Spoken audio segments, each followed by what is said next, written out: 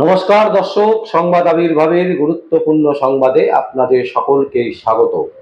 আমরা প্রত্যেক দিনের মতন আজকেও একটি বিশেষ এবং গুরুত্বপূর্ণ সংবাদ আপনাদের সামনে তুলে ধরব। দর্শক, একটা কথাই আছে, ওস্তাদের মার শেষ রাতে। এবং এই ওস্তাদের মার সেটা হচ্ছে নির্বাচন কমিশনের। যত নির্বাচন এগিয়ে আসছে তত যেন তার যে একের পর এক মার, একের পর এক টুইস্ট যেন রাজ্য রাজনীতিতে একটা অন্য মাত্রা দিচ্ছে। এবং শুধু তাই নয়, উত্তাল হচ্ছে বঙ্গ রাজনীতি। বঙ্গ রাজনীতি এই মুহূর্তে আপনারা সকলেই জেনে গেছেন যে ভোট নিয়ে কিন্তু উত্তাপের আগুন। আর তার মাঝখানে শুধু ঘি ঢালার মতন নির্বাচন কমিশন কিন্তু ঘি ঢেলে দিচ্ছেন। আর দাদাও করে যেন আগুন জ্বলছে চারিদিকে। নির্বাচন কমিশনকে আমরা প্রথমে ভেবেছিলাম যে তিনি কিছুই করবেন না, কিছুই করতে পারছেন না, সবই তালগোল পাকিয়ে ফেলছেন। তা কিন্তু নয়। ধীরে ধীরে দেখা যাচ্ছে যত সময়ের সাথে ভোট এগোচ্ছে তত যেন মনে হচ্ছে বারবার করে যে নির্বাচন কমিশন অ্যাগ্রেসিভলি কাজ করছে। মমতা ব্যানার্জি বারবার করে ধাক্কা খাচ্ছেন এবং লেজের গোবরে করে দিয়েছেন মুখ্যমন্ত্রী মমতা ব্যানার্জিকে। মমতা ব্যানার্জি চারিদিক থেকে কিন্তু মুশকিলে পড়ে যাচ্ছেন, কারণ ডিজি, এসআই, উচ্চ পদস্থ পুলিশ অফিসার, উচ্চ পদস্থ অফিসাররা সবাইকে রীতিমতো বদলি, এক জায়গা থেকে আরেক জায়গায়, আরেক জায়গা থেকে আরেক জায়গায়, মানে কাকে কখন বদলি করছে কেউ বলতে পারবে না।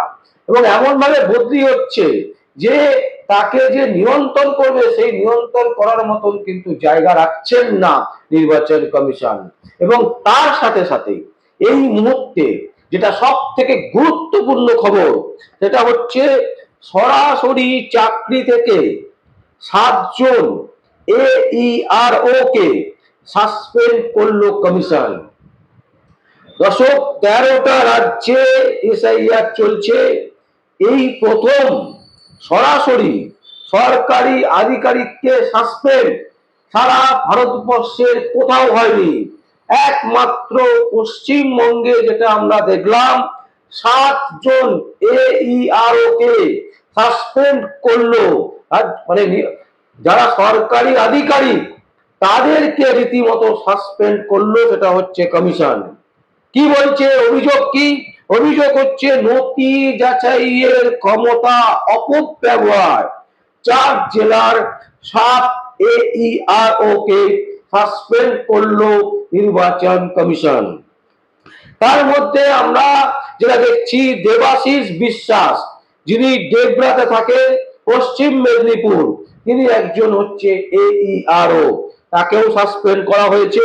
সেপাহুর রহমান AERO, শামশেরগঞ্জে, মুর্শিদাবাদ, তাকেও কিন্তু সাসপেন্ড করা হয়েছে। আরো 5 জনের নাম, যে নাম আমাদের কাছে এখনো আমরা পাইনি। তবে এই মুহূর্তে মোট 7 জনকে নির্বাচন কমিশন একেবারে সরাসরি সাসপেন্ড করলেন, যেটা ভারতবর্ষের ইতিহাসে একটা বিরল ঘটনা। 13টা রাজ্যে একসাথে বিভিন্ন জায়গায় এসআইআর চলছে। এই প্রথম সরাসরি রাজ্যের 7 AERO কে সাসপেন্ড করলো নির্বাচন কমিশন। এবং এতেই কিন্তু বোঝা যাচ্ছে যে মুখ্যমন্ত্রী মমতা ব্যানার্জিকে একেবারে চারিদিক থেকে যেভাবে বেঁধে দিয়েছেন, তাতে করে কিন্তু মুখ্যমন্ত্রী মমতা ব্যানার্জির নয়ার জায়গাটা কিন্তু একেবারে কম। এবং শুধু তাই নয়, আরো একটা গুরুত্বপূর্ণ খবর, যেটা হচ্ছে 100 মিটারের মধ্যে কোনো মোবাইল ফোন ব্যবহার করা যাবে না। মানে যেখানে আপনি ভোট দেবেন সেই ভোট কেন্দ্র থেকে 100 মিটারের মধ্যে কোনো মোবাইল ফোন ইউজ করা যাবে না। এটা কিন্তু নির্বাচন কমিশন ইতিমধ্যে ঘোষণা করেছেন এবং সেই ঘোষণার দিকে আমরা অবশ্যই চোখ রাখবো, বা পরবর্তীতে পরিবর্তন হয় কিনা সেদিকেও আমরা চোখ রাখবো। কিন্তু সব থেকে ভয়ঙ্কর বিষয় যেটা হচ্ছে যে 13 রাজ্যে এসআইআর চলছে, এই প্রথম সরাসরি সরকারি আধিকারিক সাসপেন্ড এবং নথি যাচাইয়ের ক্ষমতার অপব্যবহার করেছে 4 জেলার 7 AERO, এবং সেই কারণে তাদেরকে সাসপেন্ড করা হয়েছে। এবং এই সাসপেন্ড কিন্তু প্রমাণ করে দিচ্ছে যে মুখ্যমন্ত্রী মমতা ব্যানার্জির যে রাজ্য যে দপ্তর, বিভিন্ন সরকারি দপ্তর, সেই সরকারি দপ্তর থেকে যাদেরকে তিনি নিয়োগ করিয়েছিলেন এই এসআইআর পদ্ধতিকে সুষ্ঠুভাবে করবার জন্য, তারা কিন্তু আদপে সুষ্ঠুভাবে করার জন্য নিয়োগ হননি। তারা বরঞ্চ এই পুরো এসআইআর পদ্ধতিটাকে, প্রসেসটাকে গুলিয়ে দেওয়ার চেষ্টা করেছেন। এই এসআইআর প্রসেস যাতে ঠিকঠাক করে না হয়, যাতে ঠিক মতো না হয়, সেই সমস্ত দিকগুলোকে তারা দেখেছেন, যাতে মমতা ব্যানার্জির যাতে সব সময় সহযোগিতা হয়, মমতা ব্যানার্জির যাতে তৃণমূল কংগ্রেস জেতার সম্ভাবনা থাকে, সেইভাবেই তারা এসআইআর প্রসেসকে এগিয়ে নিয়ে গেছেন।